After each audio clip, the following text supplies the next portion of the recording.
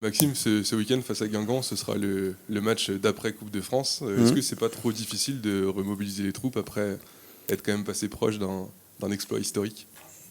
Non, je pense que assez proche, ouais. Bon, déjà, on avait créé l'exploit en allant en demi.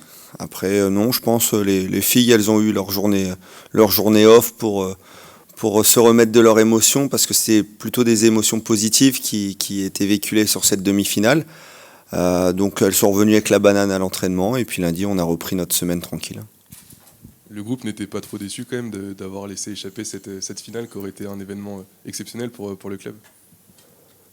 Si, parce que on peut être, comment dire, on peut se dire quand on n'a pas d'occasion, quand on est dominé de A à Z par notre adversaire, on se dit qu'on pouvait rien faire d'autre. Sauf que là, on a bien vu, quand on regarde les images, certes Paris FC, avec la qualité qu'elles ont, les joueuses qu'elles ont, elles ont sont créées des occasions.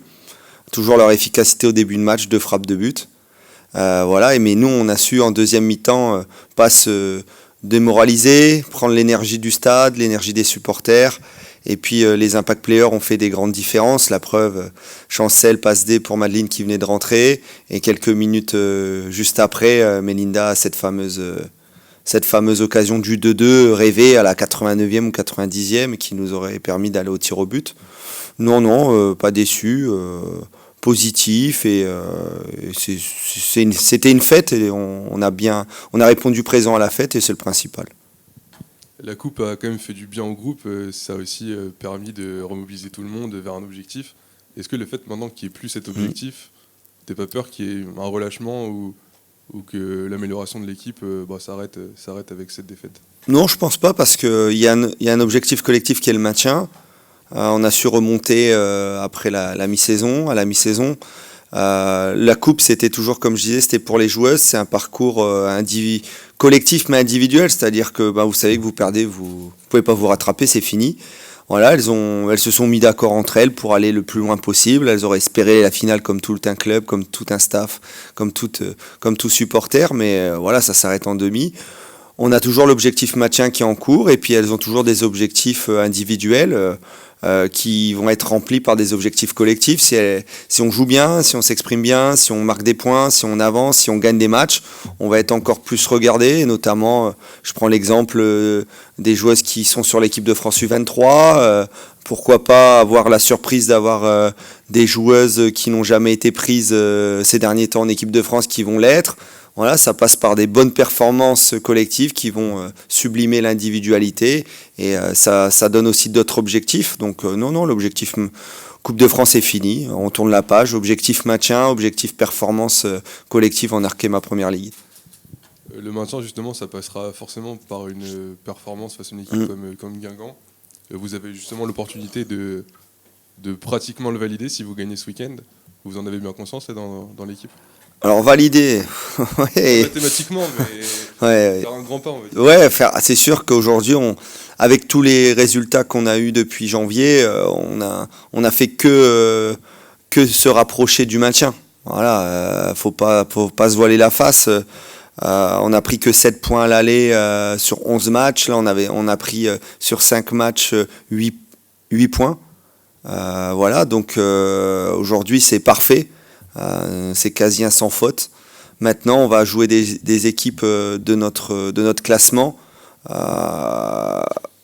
Comme je dis depuis le début de saison, si vous ne gagnez pas vos concurrents directs, ou du moins si vous ne prenez pas des points contre vos concurrents directs, c'est très difficile de se maintenir.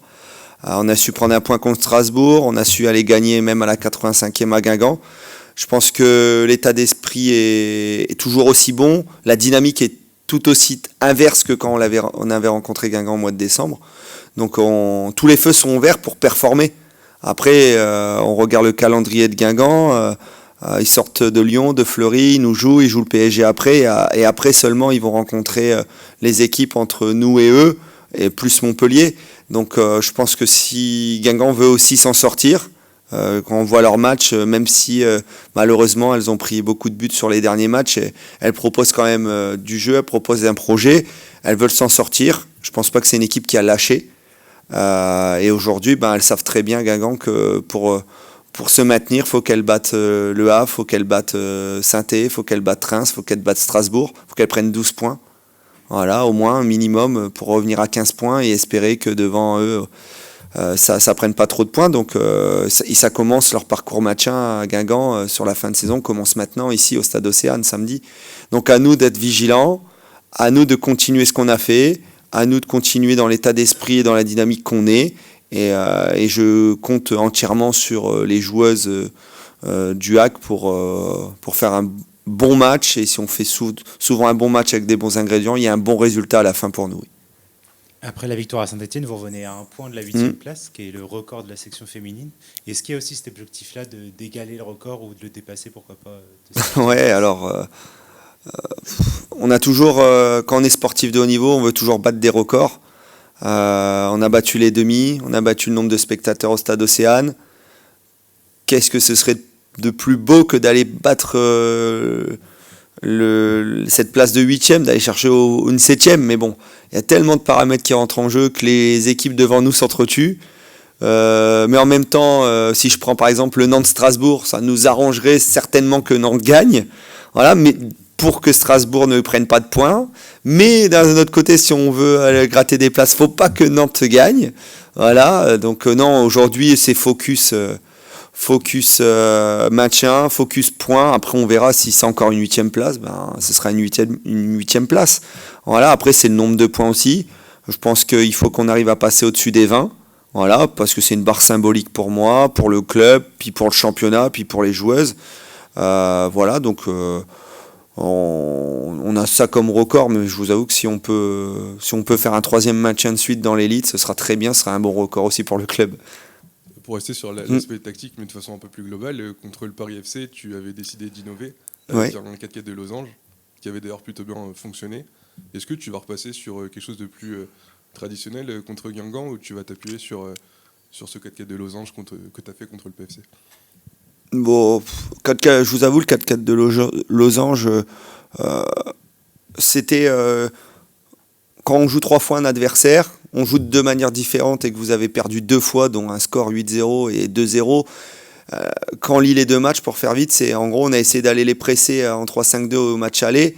Elles étaient on fire, et à chaque fois qu'elles frappaient, elles marquaient, mais on avait eu plein d'occasions pour marquer. Et en janvier, on avait voulu se rassurer en faisant 2 belles lignes de 4, un 4-4-2, et puis pour prendre le moins de buts, faut le dire. Voilà. Et aujourd'hui, dans les 2 cas, on avait dit au groupe, qu'est-ce que vous voulez ? Vous voulez attaquer, prendre des buts, ou vous voulez défendre et pas pouvoir marquer ? Voilà. Et donc on avait trouvé un système entre les deux. Un système qui nous permettait d'avoir 2 pointes et une 10 pour fermer l'intérieur de Paris FC. La preuve, quand certaines de nos joueuses, de mes joueuses, discutent avec des adversaires, elles ont bien dit on a touché beaucoup moins de ballons, on a été beaucoup embêtés. Voilà, et on a supprimé, vous avez des choix à faire. Le choix, c'était de fermer l'intérieur, de les laisser aller couloir et de les laisser centrer. Voilà, on estimait que Paris FC jouait était un peu moins bon de la tête qu'avec les pieds. Voilà, et la preuve, elle marque sur leurs 2 premières occasions. Gaëtan, on la connaît, voilà, face à Ouassa, et puis sur un coup de pied arrêté, malheureusement. Mais aujourd'hui, on sait qu'on est capable de jouer en 3-5-2, on sait qu'on est capable de jouer en 4-4 de Losange maintenant, mais on est très performant et on fait tourner le compteur en 4-3-3. Donc je pense que c'est ce qui rassure les joueuses, c'est ce qui donne des points au staff, donne des points au club, donne des points aux joueuses. Et aujourd'hui, il faut repartir dans un 4-1-4-1. La coupe, c'est la coupe. Le championnat, c'est le championnat.